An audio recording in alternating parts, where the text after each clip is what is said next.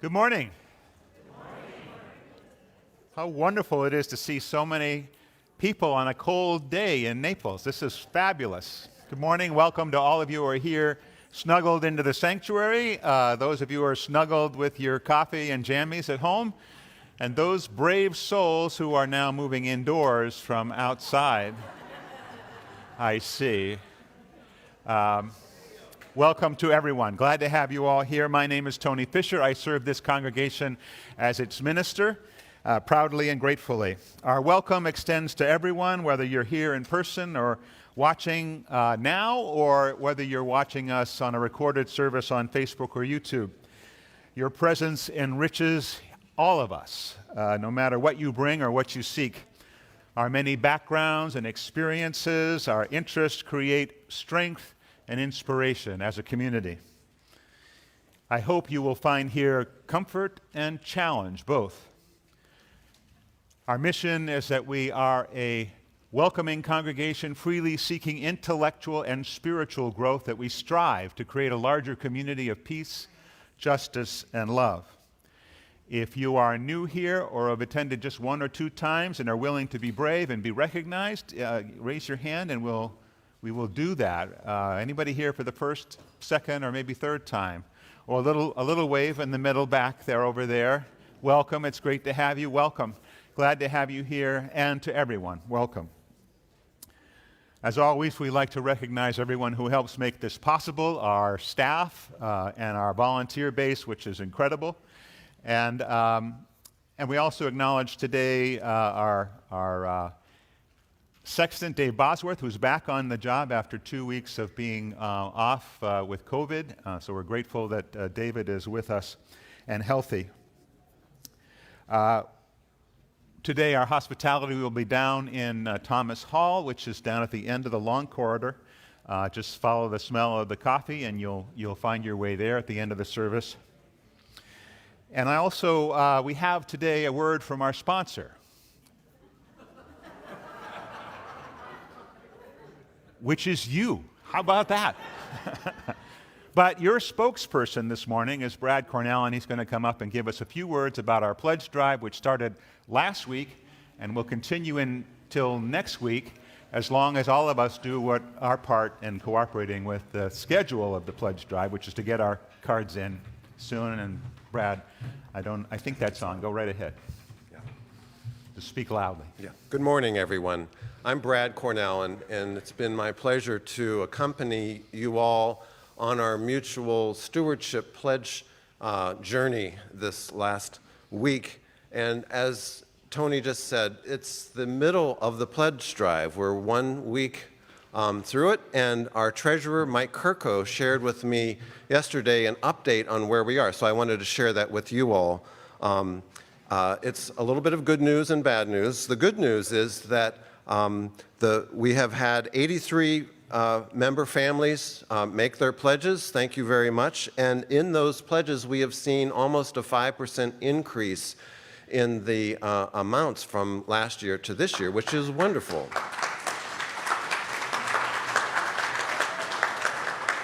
That's especially encouraging given the economic discomfort that we see up and down in the markets, and whatever the news wants to tell us about craziness in the world. But also the downside of this is that there are still 127 families that pledged last year that we haven't gotten pledge cards from yet. And so we have 1 more week. It's not too late. So what I would encourage you, they were all mailed. If you didn't pick one up, you should have received it in the mail. And so if you have that today, you can put it in the plate at the offering, and that's great. If you don't have one, or you never received one, Mike Kirko and Barb Kirko will be out on, they're going to, Mike is pointing, are going to be out in the lobby to share any blank cards with anybody who would like one. And the last thing I'll say about that is that you don't even need a card. The card is it's a nice physical thing to write on, but you can actually email your pledge to Anna in the office@uunaples.org, and tell her your pledge this week. today, tomorrow, and she will send you a receipt by email, and that is just as good. So I would encourage us all in this community to participate in that. And before I go, and I'm sorry, this is all happening right before the service starts, but I do want to let you know, the theme of this pledge drive has been community, which is the heart of resilience for all of us. And I think you've heard a number of testimonials, speakers. You yourself have your own sense of what that means to you.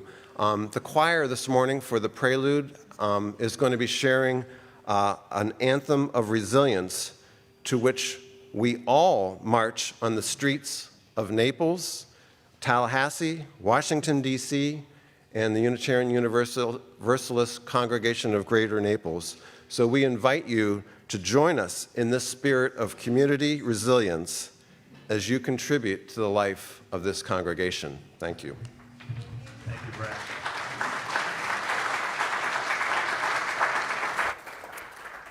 One thing we don't often stress enough is the timing of this and the time sensitivity of the pledge drive. Understanding that our budget for the coming year gets created at the end of this month and then early in February. So as much as we can understand of your pledges and how much you're willing to donate to the congregation, then the budget can be built, and it can only be built on what we know, not on any guesses that we might have based on your past pledges. So please respond in time, and your donations are very much appreciated. Our service today is in tribute to Martin Luther King Jr. The goal is to remind us each of the real challenge that Dr. King laid down before us so that we might once again consider our own actions and how we might become the change we want to see in the world. Along with some great music from the choir this morning, the service is divided into 3 parts, each containing a reading from Martin Luther King Jr.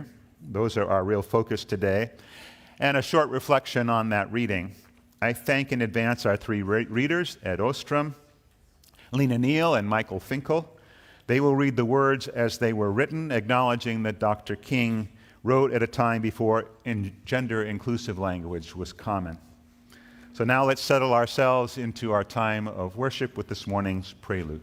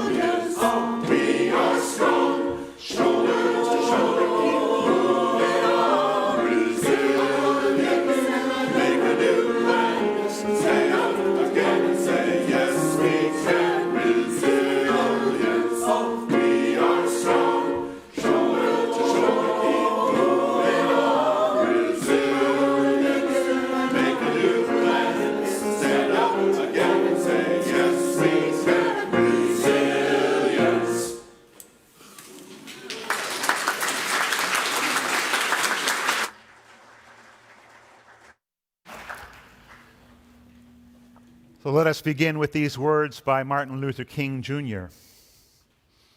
The end is reconciliation. The end is redemption. The end is the creation of the beloved community. It is in this type of spirit and this type of love that can transform opposers into friends, in this type of understanding, goodwill that will transform the deep gloom of the old age into the exuberant gladness of the new age.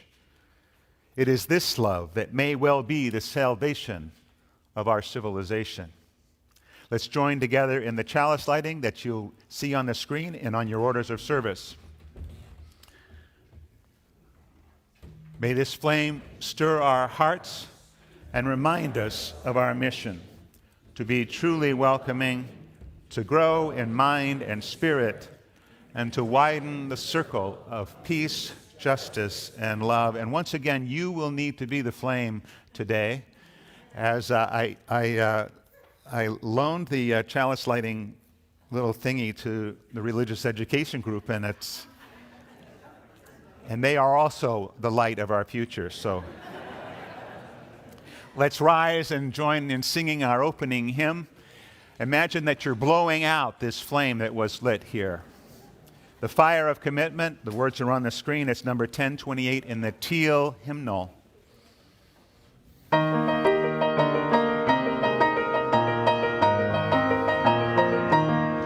From the light of days remembered burns a beacon bright and clear, guiding hands and hearts and spirits into faith set free from fear. When the fire of commitment sets our mind and soul ablaze, when our hunger and our passion meet to call us on our way, when we live with deep assurance of the flame that burns within, then our promise finds fulfillment and our future can begin.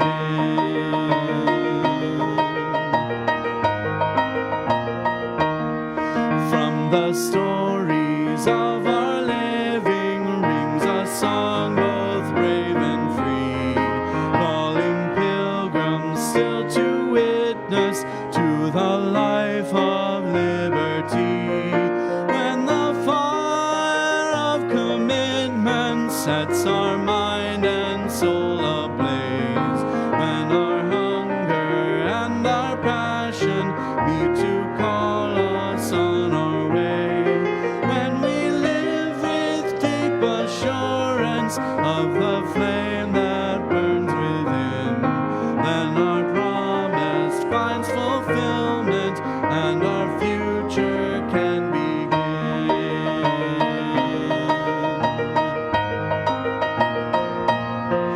From the dreams of youthful vision comes a new prophetic voice, which demands a deeper justice built by our courageous choice. When the fire of commitment sets our mind and soul ablaze, when our hunger and our passion need to call us on our way, when love live with deep assurance of the flame that burns within, then our promise finds fulfillment and our future can begin.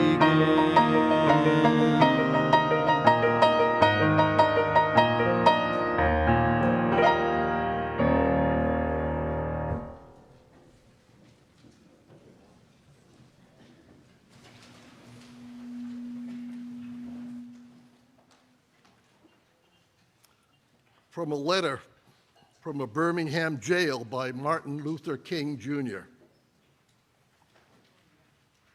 Though I was initially disappointed as being characterized as an extremist, as I continued to think about the matter, I gradually gained a measure of satisfaction from the label. Was not Jesus an extremist for love? Love your enemies, bless them when they curse you, do good to them that hate you, and pray for them which despitefully use you and persecute you. Was not Amos an extremist for justice? Let justice roll down like waters and righteousness like the ever-flowing stream.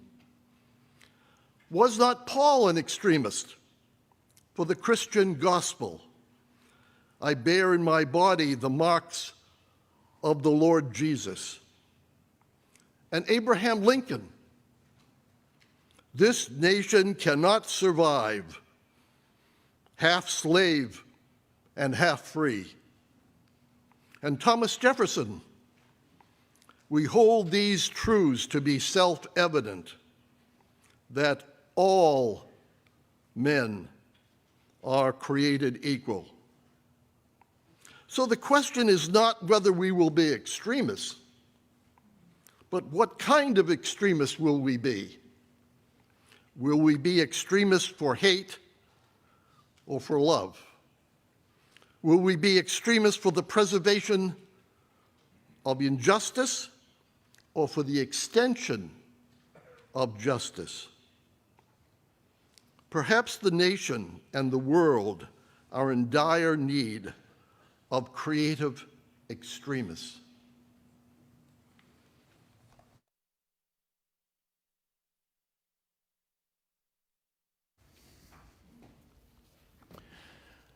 Martin Luther King Jr. was the product of a particular environment. Growing up in Atlanta in the South, amidst the black prophetic church, his father being the pastor of the Ebenezer Baptist Church in Atlanta. As such, he was blessed with some degree of comfort, but his friends were those that grew up next to him, lived in various degrees of comfort and poverty. By the time he entered high school, he was well aware of the injustices in the world as he saw the Ku Klux Klan parade through the streets, threatening violence. He did not grow up to be an extremist. He had an incredible work ethic, deep intelligence, a deeper spiritual nature, a keen moral compass, a great intelligence, and perhaps an even greater heart. In some ways, his story is the case of being the right person in the right place at the right time. But the reality is that through his self-reflection, through his study, through his deep appreciation of his fellow human beings, he was prepared for the challenges that he faced. While we may not have thought of Martin Luther King Jr. as an extremist, certainly there are those that fit the bill in our minds a lot better. The FBI and the U.S. government did. They called Dr. King the most dangerous man in America. They knew the Reverend King was a revolutionary Christian, sincere in his commitment and serious in his calling. They knew he was a product of the black prophetic tradition, full of fire in his bones, love in his heart, light in his mind, and courage in his soul. Martin Luther King Jr. was a major threat to the United States government and the American establishment because he dared organize and mobilize black rage over past and present crimes against humanity, targeting black folk and other oppressed people.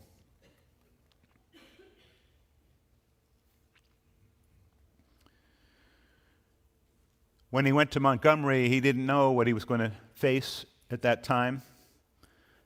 He arrived in Montgomery a year before the bus boycott began, as the blacks in that community decided to boycott the buses because they were treating black people differently, making them sit in the back of the bus. But it was his leadership through many challenges that led that movement and ultimately made it a success of nonviolent nonviolent action. But there were moments in that time when he was scared and tried to figure out a way how he could sort of back gracefully out of the position he was in for fear of his life and his family's life. And one night, after numerous phone calls threatening and also a report from a white friend that there were serious plans to take his life, he couldn't sleep, and he sat at his kitchen table wondering how he might back away. And instead, he leaned in and prayed. He expressed verbally how he believed in the work that they were doing and in the justice that needed to come about. But he was scared. And in that moment, he had a religious experience. Something told him that everything would be okay, that he needed to pursue his dreams. And from that moment, he began to relax into the role and understand that the decision to risk life was an everyday decision, to risk life for love. Martin Luther King was and is a difficult role model, and that he asks no less from each of us. In his own words, he said, "An individual has not started living until he can rise above the narrow confines of his individualistic concerns to the broader concerns of all humanity." Let's join in singing our centering hymn this morning, number 1021 in the teal hymnal, "Lean on Me." Sean and Abby will lead us. Please remain seated.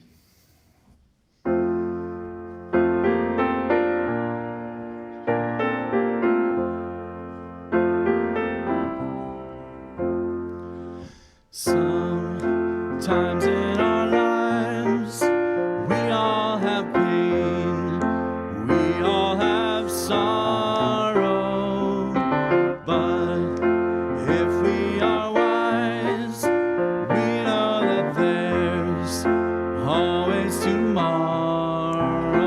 Lean on me when you're not strong, and I'll be your friend.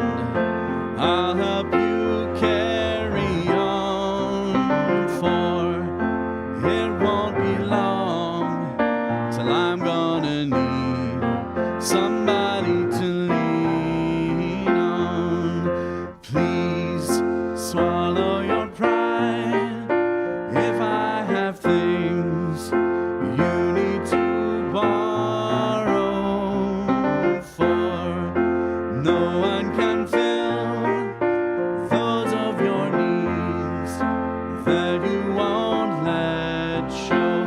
Lean on me when you're not strong, I'll be your friend.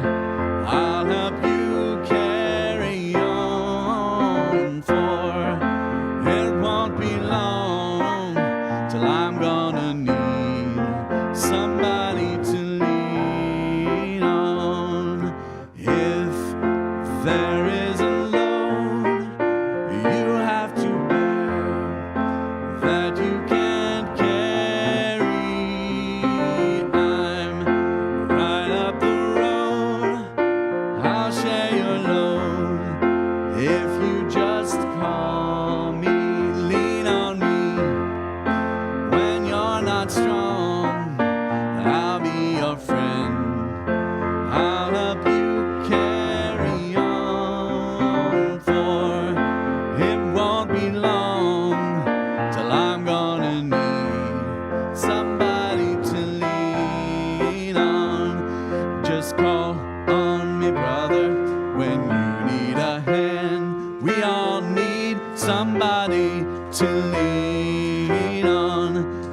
just might have a problem that you understand. We all need somebody to lean on, and lean on me when you're not strong, and I'll be your friend.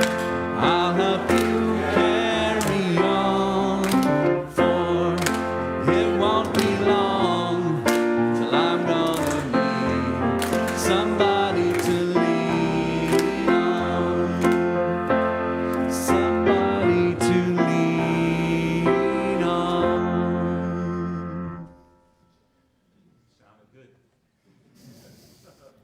This is a time in our service when we have the opportunity to share and to listen. It's a time of personal and meaningful joy or sorrow, a time to listen with reverence and care. As we do this, we build a connection of community, bonds with one another. If you'd like to share something this morning, please raise your hand and I'll bring you the microphone. Please share your name and your joy and sorrow. Again, I remind you that we are streaming, and also that we have a number of people here. So if you have a joy or sorrow and not an announcement, please make it somewhat brief. Share of yourself, though. Joys and sorrows.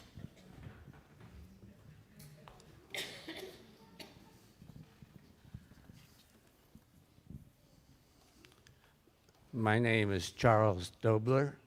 I have a sorrow. My son, David, passed away Tuesday evening. And thank you, Tony. You were with us all the way. Thanks, Chuck, and our thoughts are with you, and I'm grateful for your courage to stand and speak. Hi, my name is Jeffrey Thompson. I'm visiting from Boston, Massachusetts.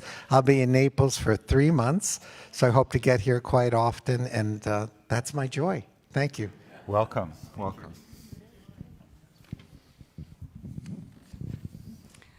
My name's Katie Rung, and we have a joy. Just this morning, we found out that Don has a new grandson named Arlo. He's in Australia, however, so we're very far away from him. And we're very happy also to have my sister here for a couple of weeks visiting from Virginia. Welcome. I've never seen Don smile quite so broadly at that. Wow. Pass that down. I'm not going to say my name. I want to say that I'd like to believe that there is more love than hate in this country. But I would ask you all, I can't speak.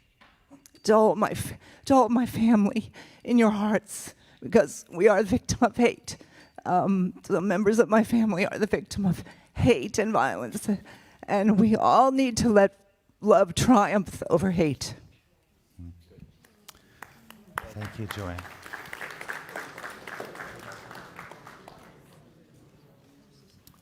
Anyone else? Jesus.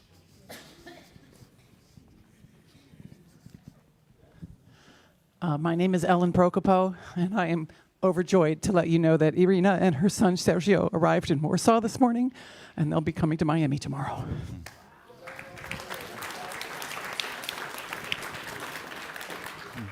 For those of you who don't know, Ellen and Zane are sponsoring a family that's coming out of the Ukraine. Good morning. Oh, I should stand up. Everybody else stood up, right? Good morning, everybody. I'm Camila. I come here a few times a year, and it's great to be here with all of you. And honestly, that's my joy. I love coming to visit this congregation, and I'm already all hyped up from the singing and just being around all of you. And it's only going to get better. We still got more service to go. That's right. So thanks, Tony. Absolutely.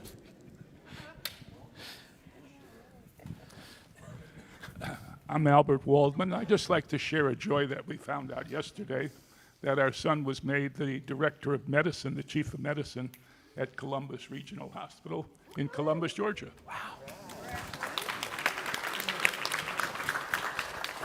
It's pretty special.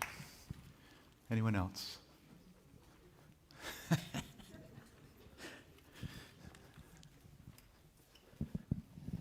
I'm Kathy Gorski. I have a joy. My husband, Jack, who's sitting over, he just joined the choir, had 2 stent operations in the past 6 weeks. The first was challenging, the second went perfectly, and he's doing great. So thank everyone for your concern.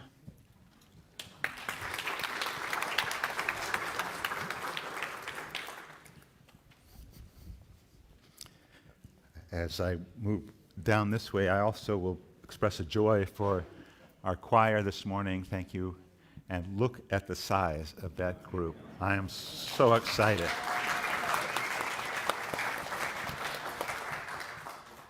I'm Bill Green, and this would have been my beloved Becky's 95th birthday. And if she were here today, she would be very happy to know that we have just gotten our 12th great-grandchild, and that I understand the 13th is on the way. Thanks.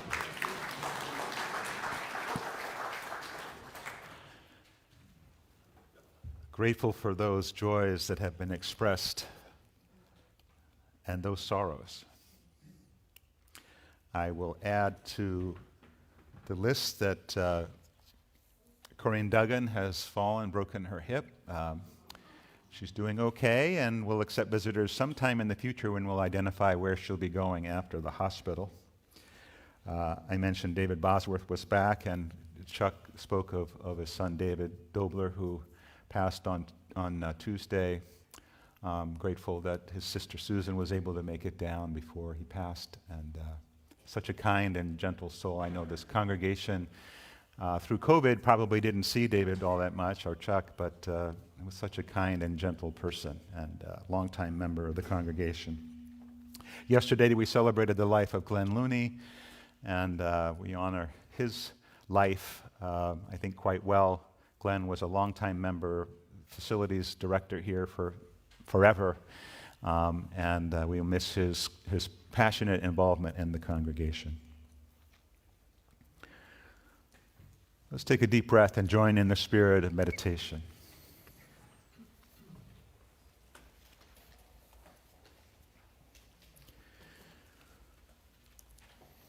Spirit of life and truth,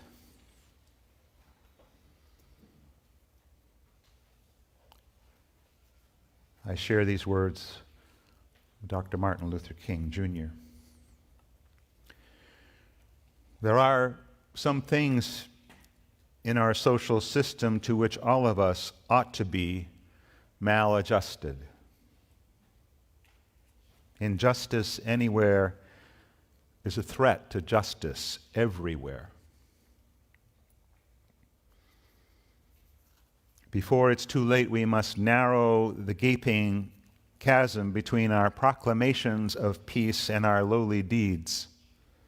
We must evolve for all human conflict a method which rejects revenge, aggression, hate, and retaliation. The foundation of such a method is love. Hatred and bitterness can never cure the disease of fear. Only love can do that. We must come to see that peace is not merely a distant goal that we seek, but a means by which we arrive at that goal.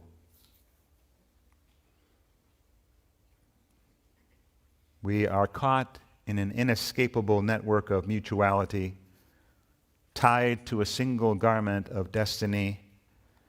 Whatever affects one directly affects all indirectly.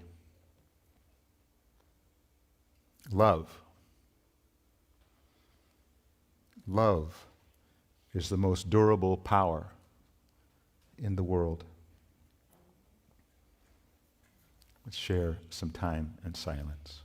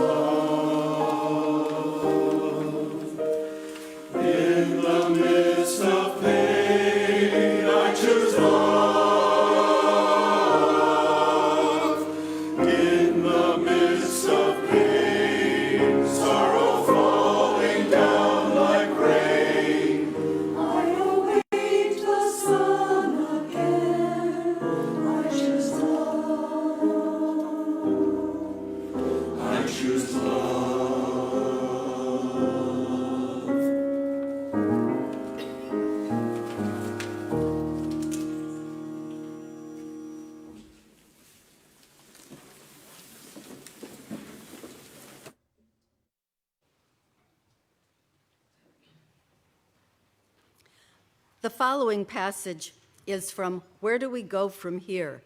Chaos or Community? By the Reverend Dr. Martin Luther King, Jr., published by Random House in 1967. One of the great problems of mankind is that we suffer from a poverty of the spirit, which stands in glaring contrast to our scientific and technological abundance. The richer we have become materially, the poorer we have become morally and spiritually. Every man lives in two realms, the internal and the external. The internal is that realm of spiritual ends expressed in art, literature, morals, and religion. The external is that complex of devices, techniques, mechanisms, and instrumentalities by means of which we live. Our problem today is that we have allowed the internal to become lost in the external. We have allowed the means by which we live to outdistance the ends for which we live. So much of modern life can be summarized in that suggestive phrase of Henry David Thoreau: improved means to an unimproved end. This is the most serious predicament, the deep and haunting problem confronting modern man. Enlarged material powers spell enlarged peril if there is not proportionate growth of the soul. When the external of man's nature subjugates the internal, dark storms begin to form. Western civilization is particularly vulnerable at this moment, for our material abundance has brought us neither peace of mind nor serenity of spirit. An Asian writer has portrayed our dilemma in candid terms. You call your 1,000 material devices labor-saving machinery, yet you are forever busy. With the multiplying of your machinery, you grow increasingly fatigued, anxious, nervous, dissatisfied. Whatever you have, you want more. And wherever you are, you want to go somewhere else. Your devices are neither time-saving nor soul-saving machinery. They are so many sharp spurs which urge you to go on to invent more machinery and to do more business. This tells us something about our civilization that cannot be cast aside as a prejudiced charge by an Eastern thinker who is jealous of Western prosperity. We cannot escape the indictment. This does not mean that we must turn back the clock of scientific progress. No one can overlook the wonders that science has brought to our lives, but our moral and spiritual lag must be redeemed. When scientific power outruns the moral power, we end up with guided missiles and misguided men. When we foolishly minimize the internal of our lives and maximize the external, we sign the warrant for our own day of gloom.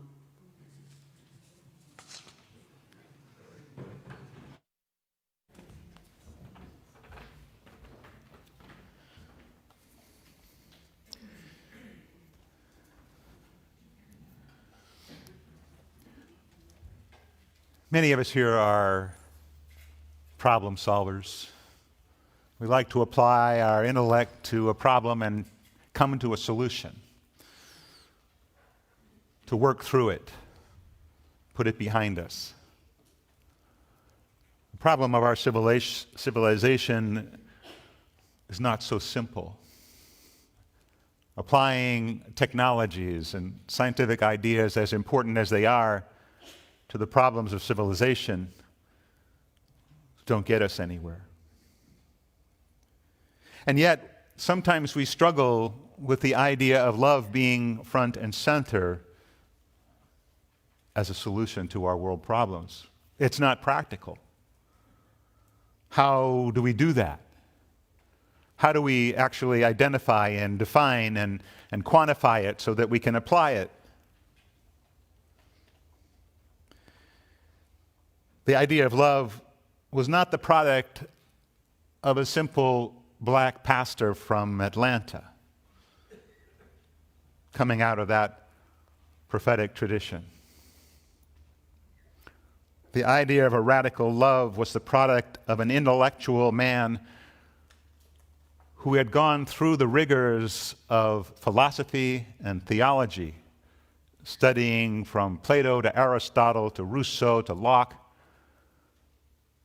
looking carefully at the challenges that Nietzsche made and Marx.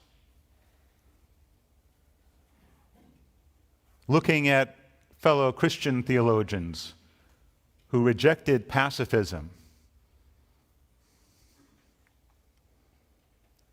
He was challenged by all these thinkers. He thought through their ideas and listened and took from each what he found powerful and rejected what he found unworthy. Nietzsche, in particular, challenged him in the ideas that religion was the opiate of the people, that it was a way to keep people in place and keep them in the position of the oppressed. But then he heard about Mahatma Gandhi.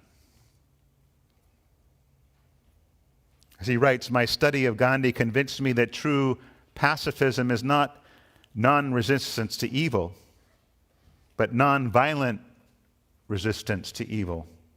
Between the two positions, there's a world of difference," he wrote. "Gandhi resisted evil with as much vigor and power as the violent resistor. But instead resisted with love instead of hate." Gandhi's idea of satyagraha, truth equaling love, truth power, was paramount. And from that, Dr. King's belief that love was the true answer was restored.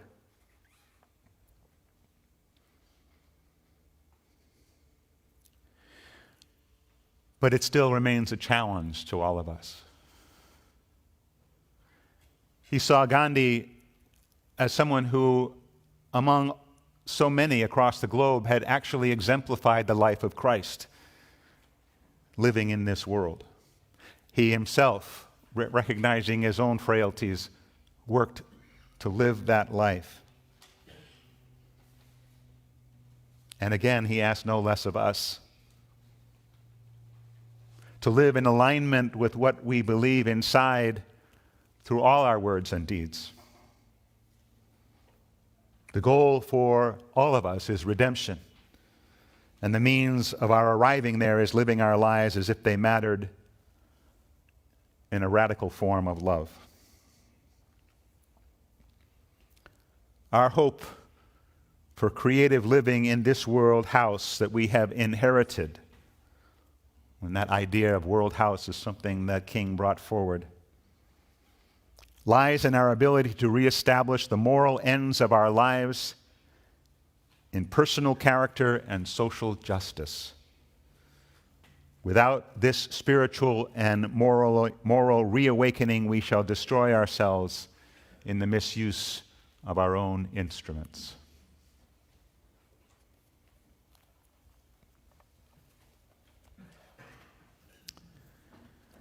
Let's sing.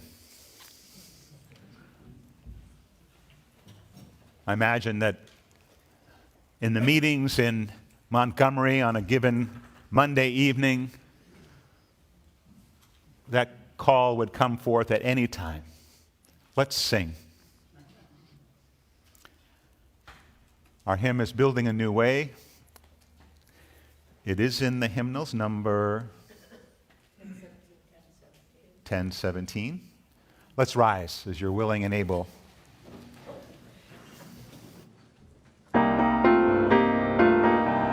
We are building a new way. We are building a new way. We are building a new way, feeling stronger every day. We are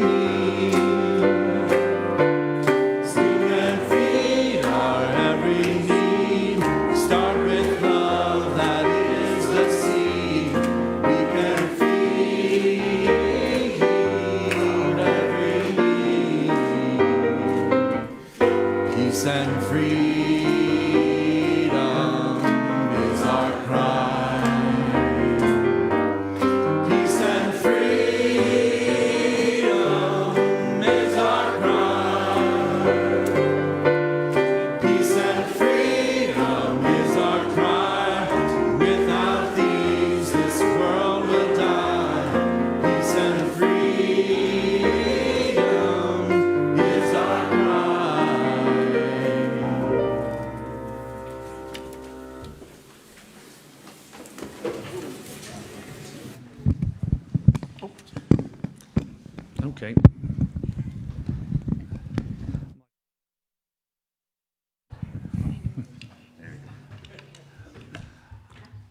In the final chapter of Where Do We Go From Here? Chaos or Community, Martin Luther King Jr. evoked the image of a great world house, a place where all the people of the world, a family separated in ideas, culture, and interest, must learn somehow to live with one another in peace because we can never live apart. He wrote, "The stability of the large world house, which is ours, will involve a revolution of values to accompany the scientific and freedom revolutions engulfing the earth. We must rapidly begin the shift from a thing-oriented society to a person-oriented society. When machines and computers, profit motives, and property rights are considered more important than people, the giant triplets of racism, materialism, and militarism are incapable of being conquered. A civilization can flounder as readily in the face of moral and spiritual bankruptcy as it can through financial bankruptcy. A true revolution of values will soon look uneasily on the glaring contrast of poverty and wealth. With righteous indignation, it will look at the thousands of working people displaced from their jobs with reduced incomes as a result of automation, while all the profits of the employers remain intact. This is not just. It will look across the oceans and see individual capitalists of the West investing huge sums of money in Asia, Africa, and South America, only to take the profits out with no concern for the social betterment of the countries. And we will say, this is not just. It will look at our alliance with the landed gentry of South America and say, this is not just. The Western arrogance of feeling that it has everything to teach others and nothing to learn from them is not just. A true revolution of values will lay hands on the world and say of war, this way of settling differences is not just. A nation that continues year after year to spend more money on military defense than on programs of social uplift is approaching spiritual death.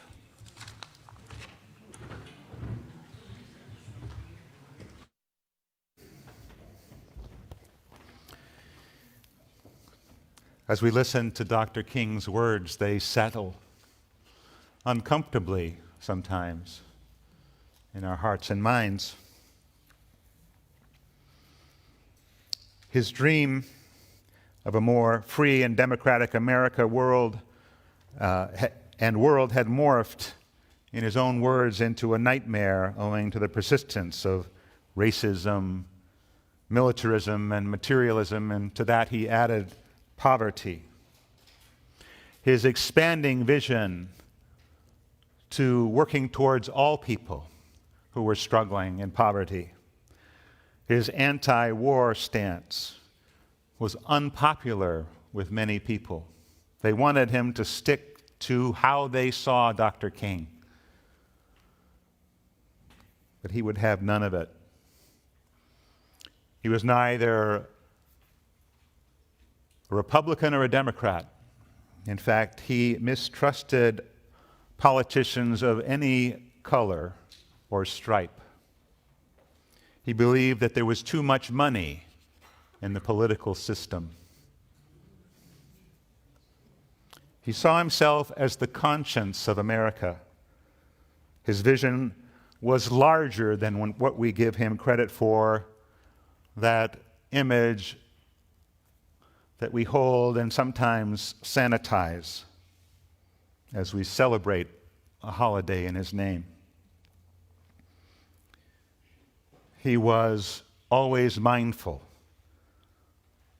of the years and decades and centuries of a top-down aggression on people of color and people on the margins by a spiritually bankrupt system.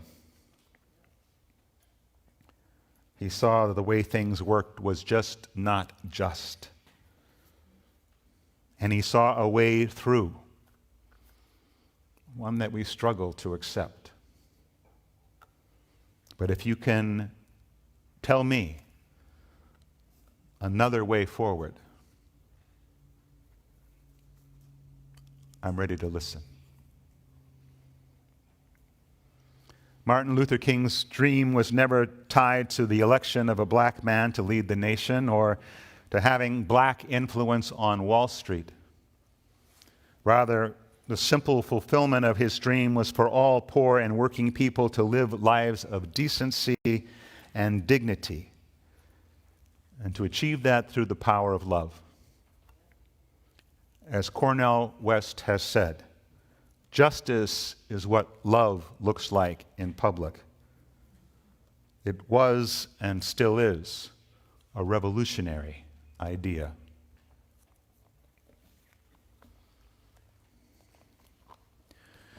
I hope you'll take time to think about the words we've shared today, to appreciate the incredible music we've been hearing and singing together. And in addition to your annual pledge, share something of yourself this morning as the morning's offering will be gratefully received.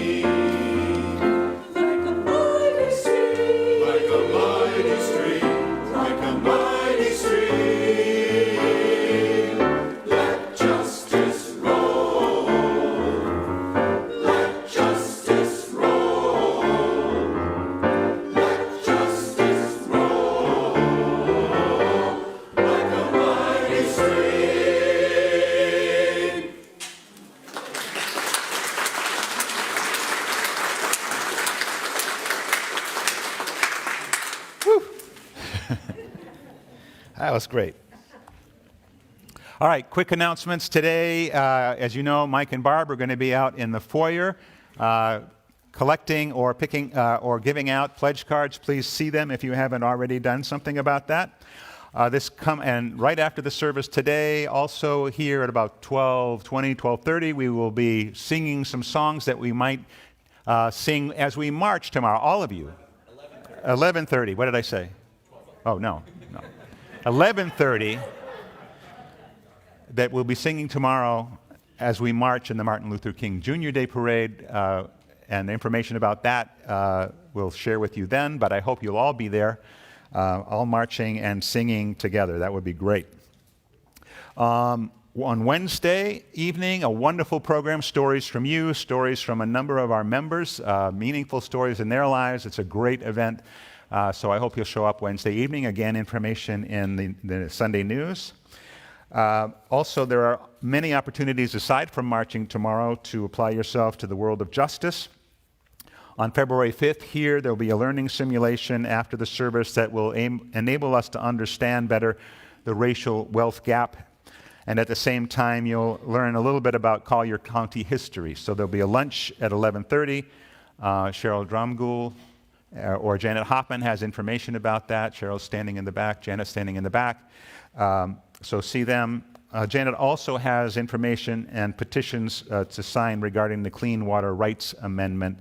This is a citizens' initiative working to have greater environmental health protection in our Florida Constitution. Thank you for your attention to that. Let's sing again. Our closing hymn is Come and Go With Me. Let's hear it loudly. Rise as you're willing and able.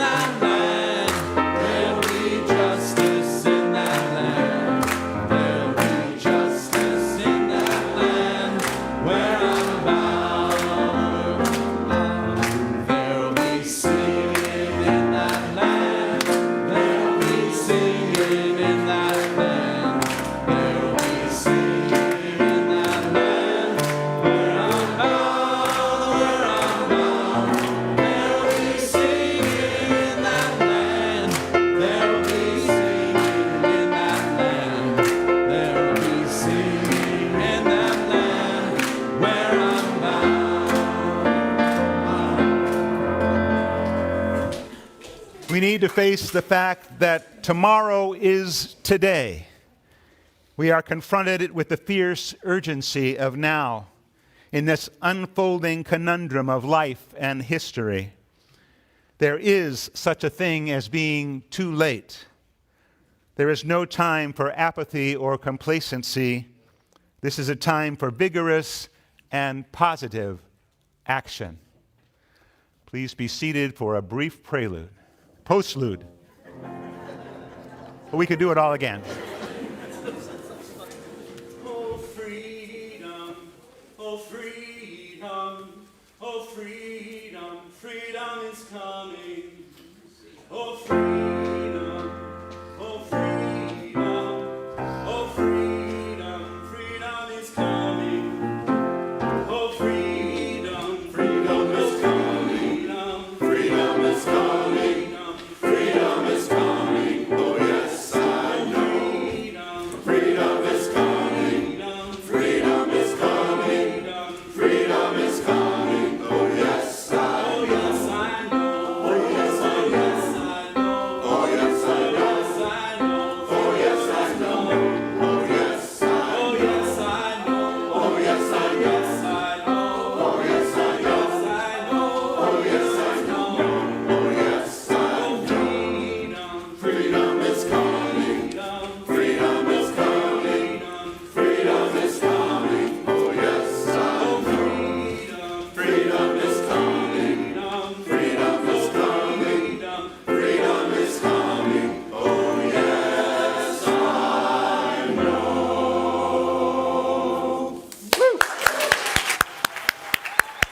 a great day.